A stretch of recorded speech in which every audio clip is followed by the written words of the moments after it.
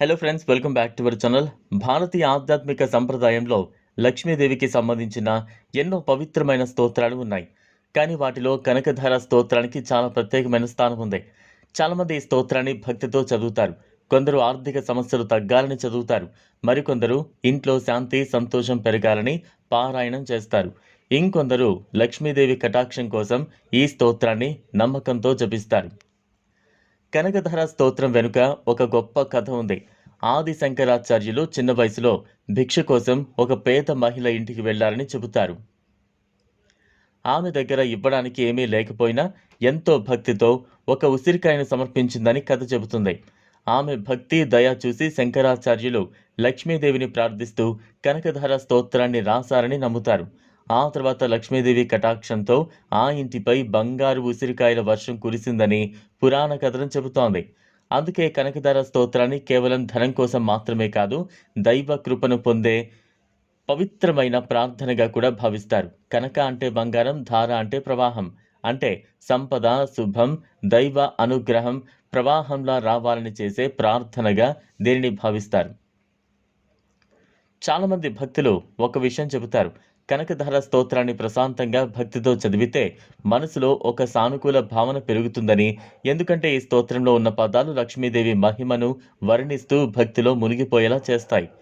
ఇంకో ముఖ్యమైన విషయం ఏంటంటే, ఈ స్తోత్రం కేవలం ధన సంపద గురించి మాత్రమే కాదు, జీవితంలో శుభం, ఆనందం, మానసిక ప్రశాంతత కూడా రావాలని ప్రార్థిస్తుంది. చాలామంది సంపద ఉన్నా ప్రశాంతత లేక బాధపడుతూ ఉంటారు. కానీ ఆధ్యాత్మికంగా చూస్తే నిజమైన ఐశ్వర్యం అంటే మనసులో సంతోషం, ఇంట్లో శాంతి, ఆరోగ్యం, మంచి ఆలోచనలు కూడా అని భావిస్తారు. కనకధార స్తోత్రం చదివితే లక్ష్మీదేవి కటాక్షం లభిస్తుందని చాలామంది భక్తులు నమ్ముతారు. ముఖ్యంగా శుక్రవారం రోజుల్లో లేదా ఉదయం సమయంలో భక్తితో పారాయణం చేస్తే ఇంట్లో సానుకూల వాతావరణం పెరుగుతుందని చెబుతారు. చాలామంది జీవితంలో ఆర్థిక సమస్యలు వచ్చినప్పుడు భయపడిపోతారు. టెన్షన్ పెరుగుతుంది. నెగిటివ్ ఆలోచనలు ఎక్కువవుతాయి. ఇలాంటి సమయంలో కనకధార స్తోత్రం చదవడం వల్ల మనసులో ఒక నమ్మకం, ధైర్యం పెరుగుతుందని భక్తులు చెబుతారు. ఎందుకంటే భక్తి మనిషిలో ఆశను నిలబెడుతుంది. ఈ స్తోత్రంలో లక్ష్మీదేవిని ఎంతో అందంగా వర్ణించారు. ఆమె కరుణ, దయ, అనుగ్రహం గురించి చెప్పే ప్రతి శ్లోకం భక్తిలో మునిగిపోయేలా చేస్తుంది. చాలామంది ఈ స్తోత్రాన్ని వింటే కూడా మనసు ప్రశాంతంగా మారుతుంది అని అనుభవిస్తారు. ఇంకో ముఖ్యమైన విషయం ఏంటంటే, పాత ఆధ్యాత్మిక సంప్రదాయాలు ఒక విషయం చెబుతాయి.